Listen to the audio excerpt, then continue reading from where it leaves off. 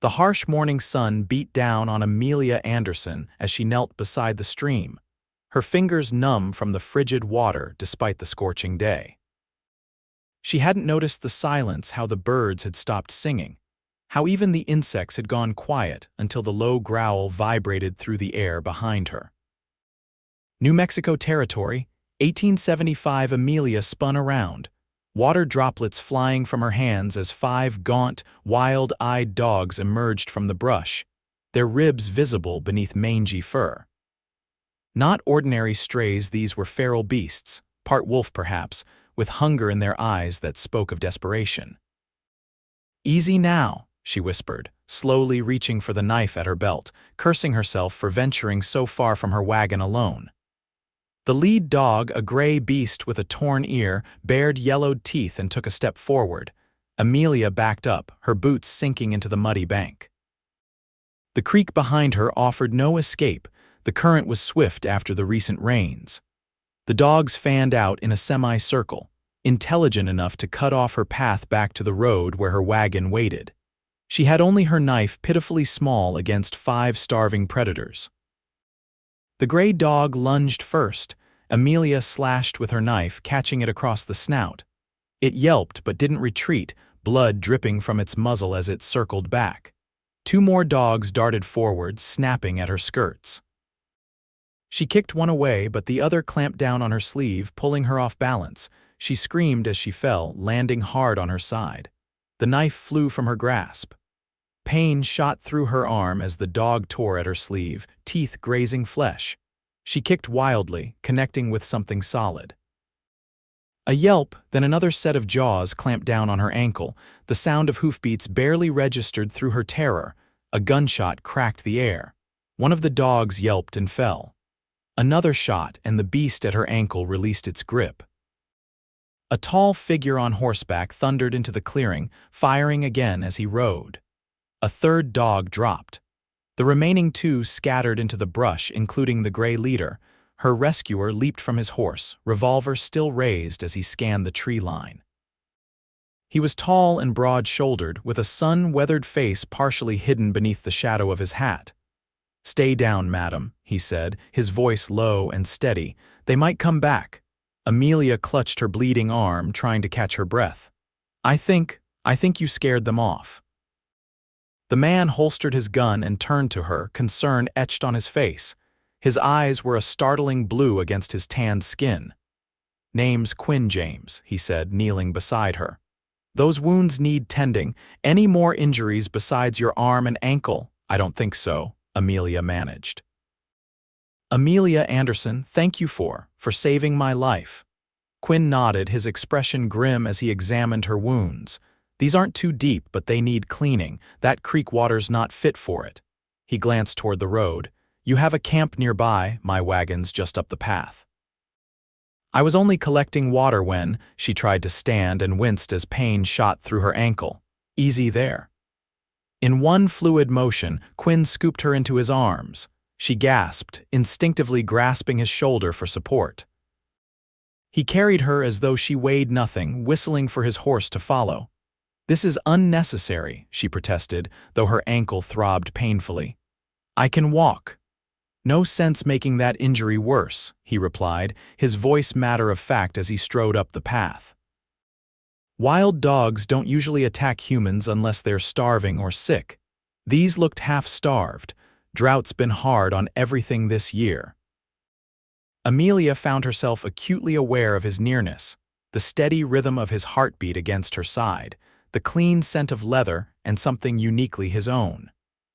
She'd been alone for so long that this sudden proximity to another person, especially a man, left her oddly unsettled.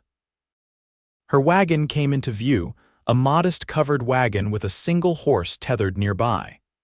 Quinn carried her to it and gently set her down on the back step. "You traveling alone, Miss Anderson?" he asked, frowning as he glanced around the small camp. Amelia hesitated. A woman alone was vulnerable in these territories, a fact she well knew.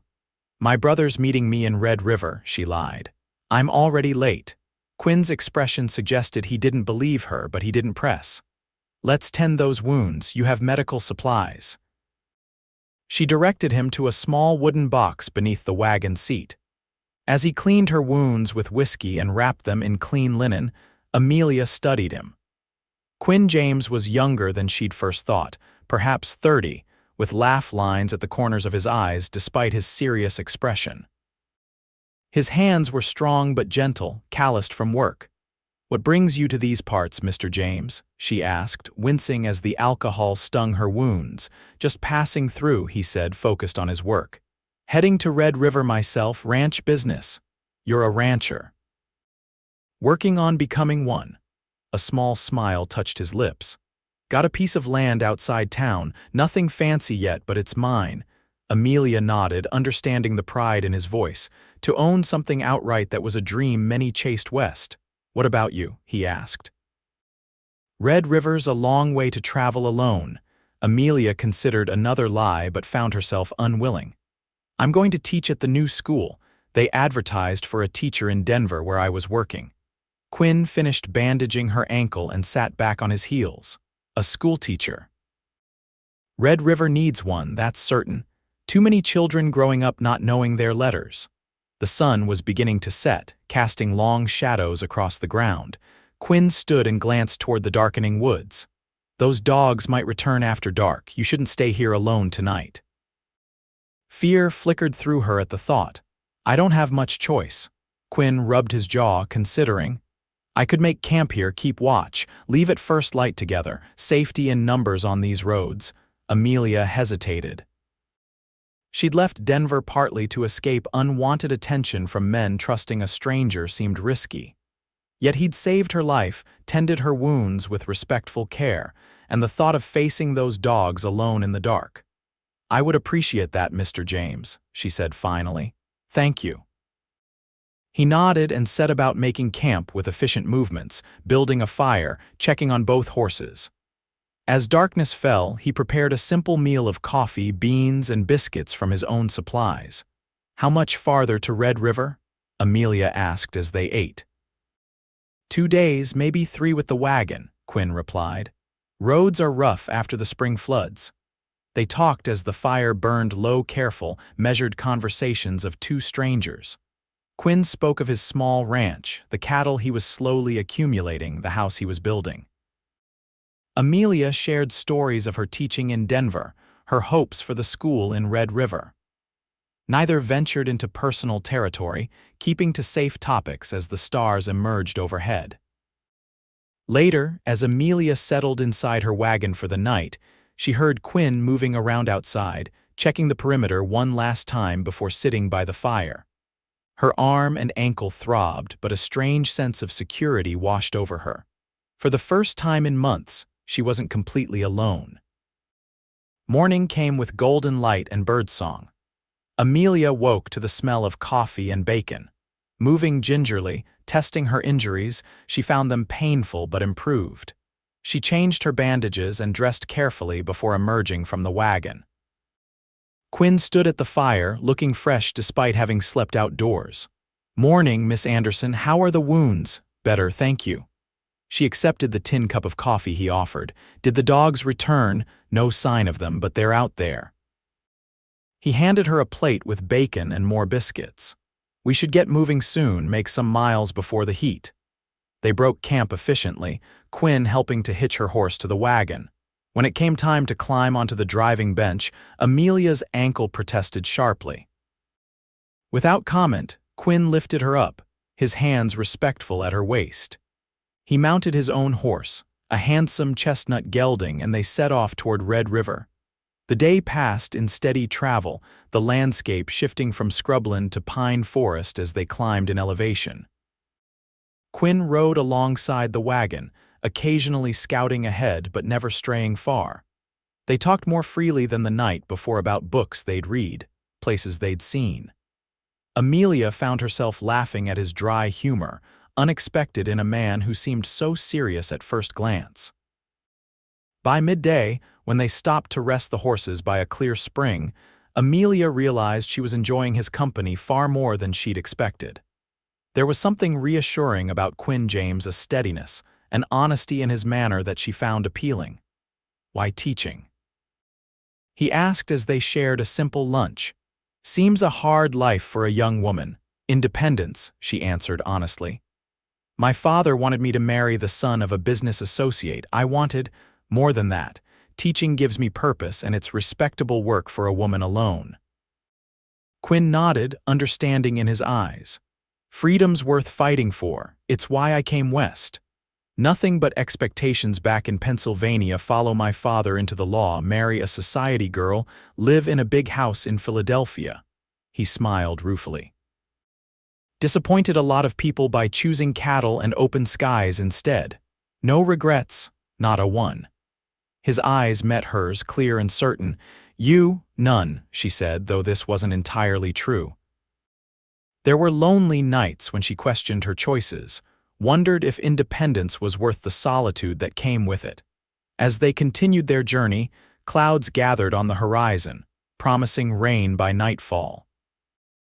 They made camp earlier than planned, finding shelter in a small grove of pines where Quinn constructed a lean-to against the wagon for additional protection from the coming storm. The rain began just as they finished dinner, a gentle patter that soon strengthened into a steady downpour. Thunder rumbled in the distance. Amelia sat beneath the lean-to, watching Quinn secure the horses, his movements quick and assured despite the rain soaking his clothes. You should come inside the wagon, she called when he finished. You'll catch your death out there. Quinn hesitated, clearly weighing propriety against practicality. For heaven's sake, Mr. James, I'm offering shelter, not impropriety, Amelia said, smiling despite herself. The wagon's plenty big enough for 2 people to sit without scandal. His answering smile was warm as he ducked beneath the canvas cover, bringing the scent of rain and pine with him. The wagon was small, their knees nearly touching as they settled across from each other, a lantern casting golden light between them. Thank you, he said, removing his hat and running a hand through damp hair.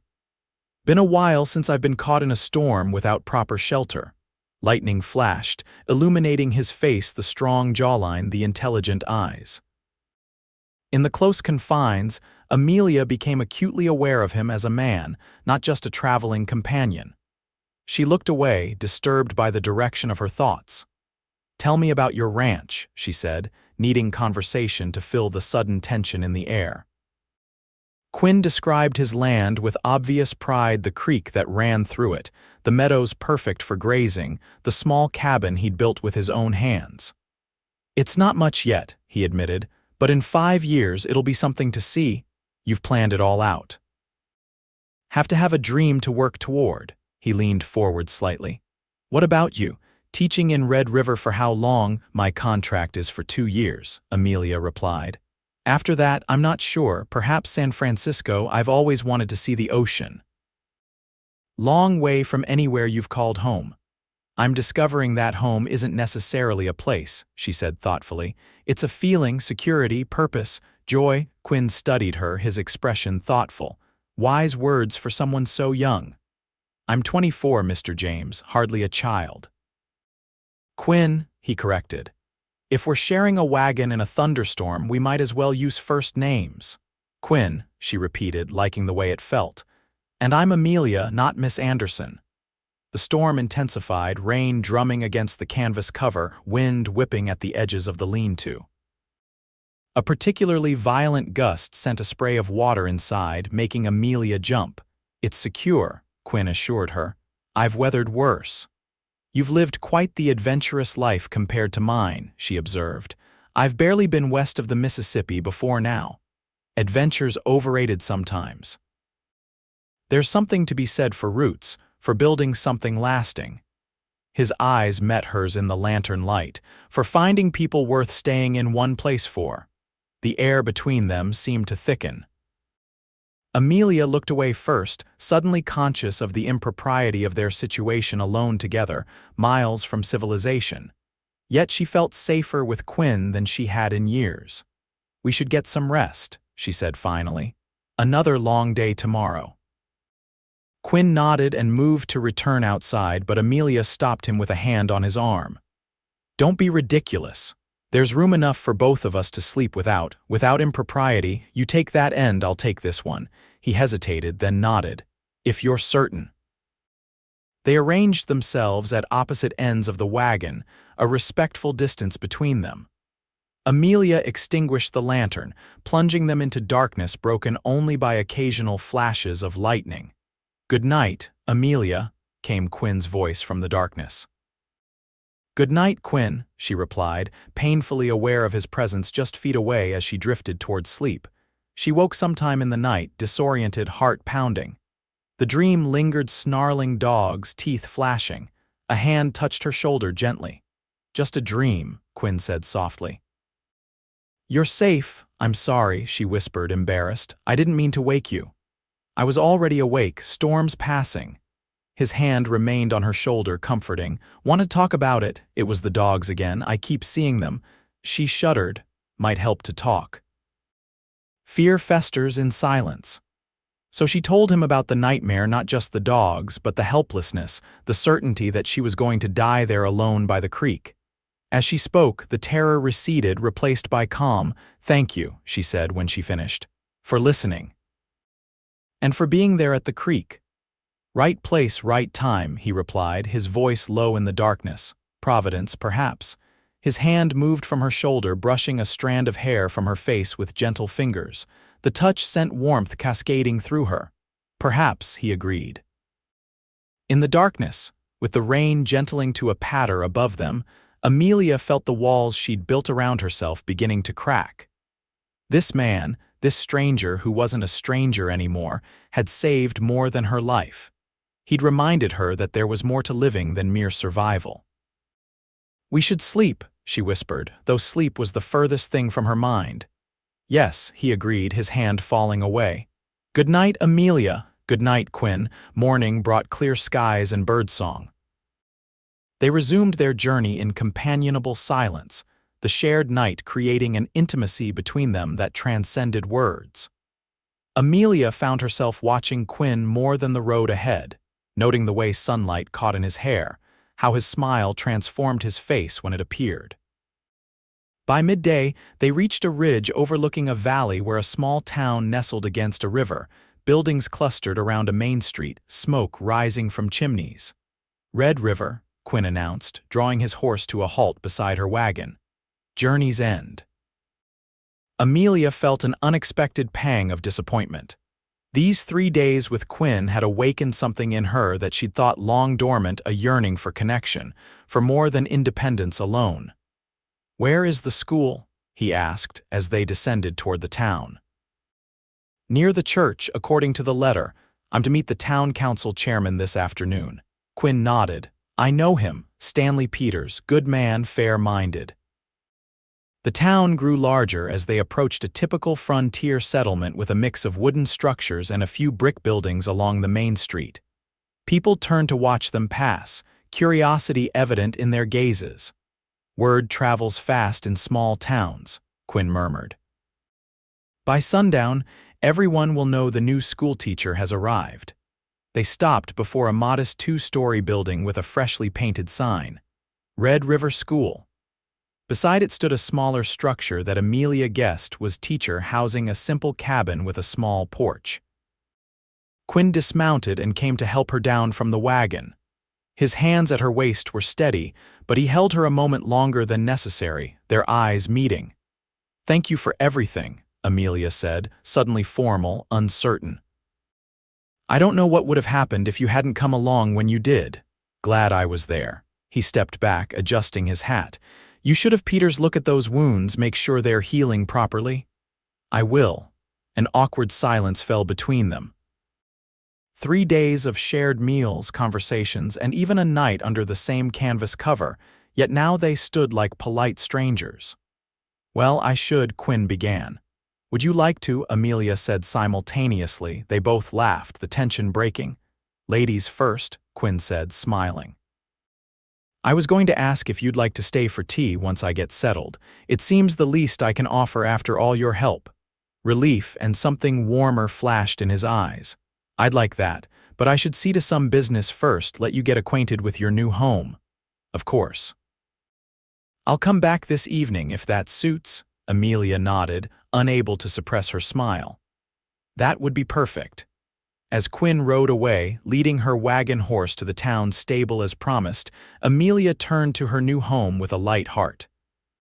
The small cabin was simple but clean, with basic furnishings: a bed, a table with 2 chairs, a cookstove, and shelves for books and personal items. Someone had left wildflowers in a jar on the table, a welcoming touch that moved her. A knock at the door revealed Stanley Peters, the council chairman, a round, pleasant-faced man who welcomed her warmly to Red River and explained her duties, the school schedule, and other practical matters. "We're mighty pleased to have a qualified teacher, Miss Anderson," he said. "The children need proper learning and the town's growing. Good future here for those willing to put down roots." As he was leaving, Peters paused. "I see Quinn James brought you in. Known him long. We met on the trail," Amelia replied carefully. "He was kind enough to escort me after I had an accident." Peters nodded, a knowing look in his eye. "Quinn's one of the good ones, building something real out at his place. Town's hoping he'll consider the council position next election." He tipped his hat. "Evening, Miss Anderson. Town social on Saturday at the church. Good way to meet folks." After he left, Amelia unpacked her trunks from the wagon Quinn had returned, arranged her few belongings, and took stock of her supplies. She would need to visit the general store soon, but that could wait until tomorrow. Tonight she had a guest coming. She changed her dress, washed away the dust of travel, and brewed tea, finding herself watching the window for Quinn's return with embarrassing eagerness.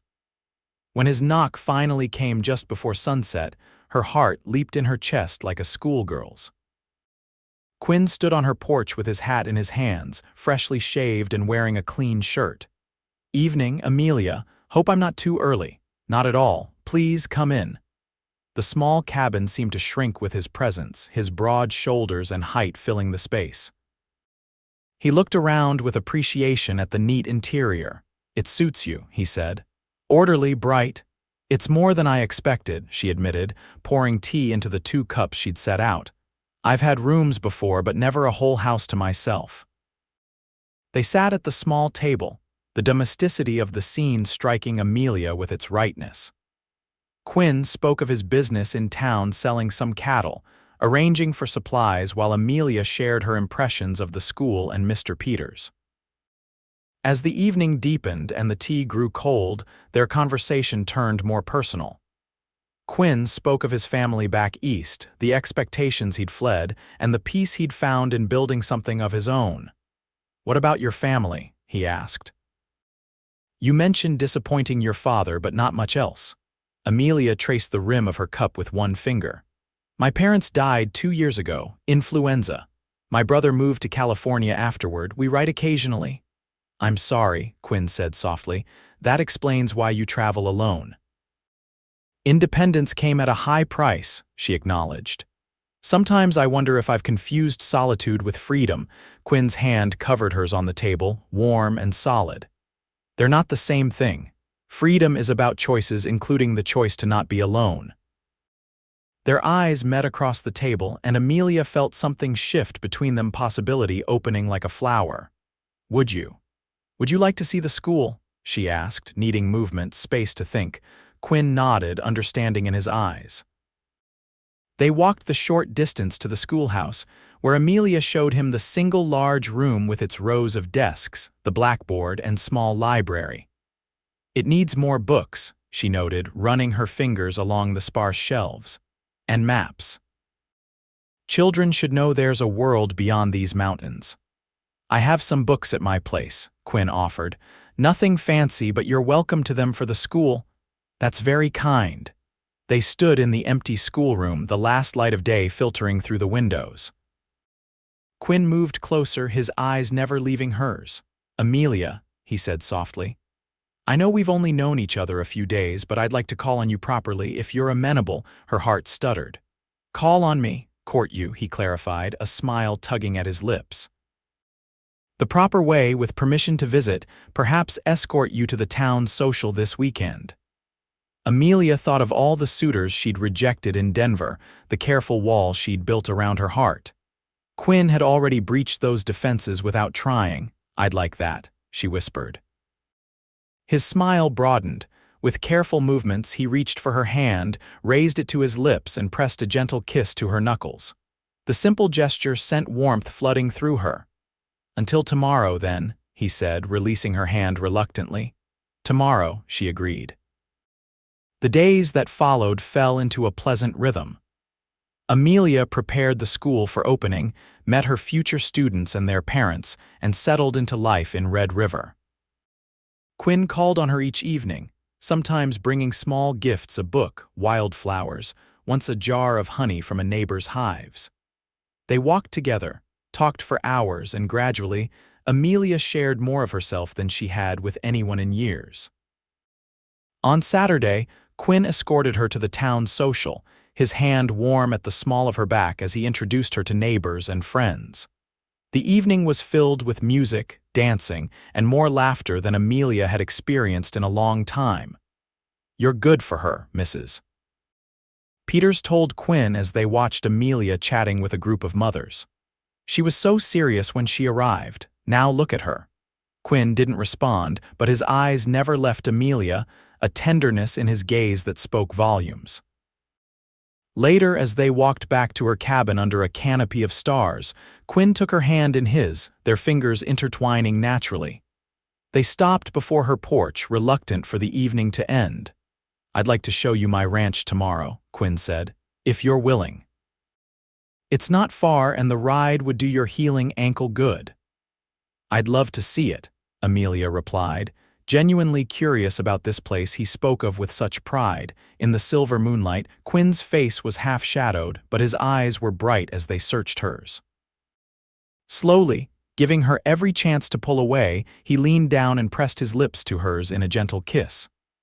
Amelia's eyes fluttered closed, her hands rising to rest lightly on his chest as she returned the kiss with shy fervor. When they parted, both were breathless. "Good night, Amelia," Quinn whispered, his voice rough with emotion. "Good night, Quinn." She watched him walk away, her lips still tingling from his kiss, her heart lighter than it had been in years. The next day dawned clear and warm. Quinn arrived mid-morning with 2 horses, helping Amelia mount a gentle mare with careful hands. They rode out of town along a winding trail that followed the river before turning into a pine forest that opened suddenly into a broad valley. "This is it," Quinn said, drawing his horse to a halt on a rise overlooking the land. "The James Ranch." Amelia gazed at the valley spread before them, lush grass, a clear creek winding through it, cattle grazing in the distance. Near a stand of trees sat a cabin, larger than her own but still modest, with a barn and corral beside it. Smoke rose from the chimney, suggesting someone was there. "It's beautiful," she said sincerely. "All this is yours, 300 acres, he confirmed. "Not the biggest spread, but good land. Water year-round, good grazing." He pointed to distant mountains. "National forest land there means summer grazing rights, too." They rode down to the cabin, where Amelia was surprised to meet Quinn's ranch hand Miguel and his wife Rosa, who kept house for Quinn and helped with the cattle. "I'm not always here," Quinn explained as they toured the property. "Business takes me to town often enough." They keep things running smoothly. Rosa had prepared a meal, which they enjoyed at the rustic table in Quinn's cabin. The interior was simple but comfortable, with handcrafted furniture and shelves lined with books more than Amelia had expected. After lunch, Quinn showed her his pride, a small herd of quality cattle he was building, explaining his breeding plans and hopes for expansion. His passion for the work was evident, his knowledge impressive. "You've accomplished so much in just 2 years," Amelia said as they walked back toward the cabin, the afternoon sun warm on their shoulders. "Still a long way to go," Quinn replied. "But yes, it's coming along." He glanced at her, something vulnerable in his expression. "What do you think?" Honestly, Amelia understood he was asking about more than just the ranch. "I think you've built something wonderful here, something lasting." His smile was like the sun breaking through clouds. They stopped walking, standing in the shadow of a large pine. Quinn took both her hands in his expression serious. "Amelia, I know it hasn't been long, some would say too short a time to know one's heart, but I've never been more certain of anything." His thumbs traced circles on the backs of her hands. "When I found you by that creek, something changed for me, as if everything before was preparing me for that moment." Amelia's heart raced. "Quinn, let me finish," he said gently. "I'm not asking for promises yet, just time. Time to show you that what's growing between us is real and worth nurturing. Like this ranch, like your school, something we can build together if you're willing." Tears pricked at Amelia's eyes. "I am," she whispered. "Willing, I mean, to see where this leads." Quinn's face broke into a radiant smile. He leaned down and kissed her, more boldly than before, his arms encircling her waist and drawing her close. Amelia responded with all the emotion that had been building since that first day by the creek, her hands sliding up to his shoulders, then his face. When they finally parted, both flushed and breathless, Quinn rested his forehead against hers. "I think I'm falling in love with you, Amelia Anderson." "I think I'm already there," she admitted, surprising herself with the truth of it. The weeks that followed were the happiest of Amelia's life. School began, and she threw herself into teaching with renewed passion. Quinn courted her properly, with dinners, walks, and Sunday rides to his ranch. The wounds from the dog attack healed completely, leaving only faint scars that would fade with time. On a crisp autumn evening, 2 months after her arrival in Red River, Quinn led Amelia to a hilltop overlooking the town and his ranch in the distance. The valley was painted in golds and reds by the setting sun, the river a silver ribbon cutting through it. "I love this view," Amelia said, leaning against him as they sat on a fallen log. "It's like seeing two worlds at once, the town and the wilderness." "That's what I thought the first time I came here," Quinn agreed. "A perfect balance." He turned to face her, taking her hands in his. "Amelia, these past months have been the happiest of my life. You've brought something to my days that I didn't know was missing: purpose beyond the land, joy beyond the work." Her throat tightened with emotion. "You've done the same for me. I came west seeking independence, but I found something more valuable." "What's that?" "Partnership," she said softly. "The freedom that comes from being truly known and accepted." Quinn's smile was tender as he reached into his pocket and withdrew a small box. "Then perhaps you'll consider making that partnership permanent." He opened the box to reveal a ring, a delicate gold band set with a small diamond that caught the last rays of sunlight. "Amelia Anderson, will you marry me? Build a life with me here between the town and the wilderness where we can have the best of both worlds?" Tears blurred her vision as joy surged through her. "Yes," she whispered. "Yes, Quinn James, I will marry you." He slipped the ring onto her finger, then pulled her into a kiss that promised a lifetime of happiness. They were married in the Red River Church 3 weeks later, with the whole town in attendance. Amelia wore a dress of cream-colored silk that Quinn had ordered specially from Santa Fe, and he stood tall and proud in a new suit, his eyes never leaving hers as they spoke their vows. After the celebration, he carried her across the threshold of their home, not her small cabin or his ranch house, but a new place they would build together on land between the town and his ranch, where she could continue teaching and he could manage his growing herd. "Welcome home, Mrs. James," he whispered, setting her gently on her feet in the temporary cabin they would live in while building their permanent home. "Home," she repeated, looking up at the man who had saved her from wild dogs and in doing so had saved her from a different kind of wildness, the isolation she had mistaken for independence. "It really is about the feeling, not the place."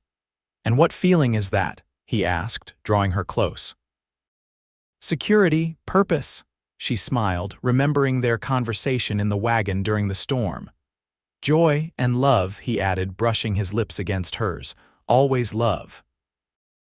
As the years passed, the James Ranch prospered, expanding to neighboring properties as Quinn's breeding program gained recognition throughout the territory. Amelia continued teaching until their first child was born, a son they named William, after Quinn's father. A daughter, Elizabeth, followed 2 years later. They built the house of their dreams on the hilltop where Quinn had proposed, a sprawling ranch home with windows that overlooked both the town and the wilderness.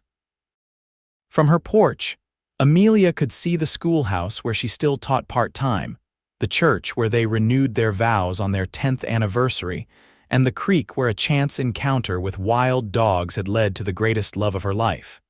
Any regrets? Quinn asked her one evening as they watched the sunset, their children playing nearby, the sounds of their ranch hands coming home for supper drifting up from below. Amelia leaned her head against his shoulder, the man who had carried her to safety in more ways than one. "Not a single one," she replied, and meant it with all her heart.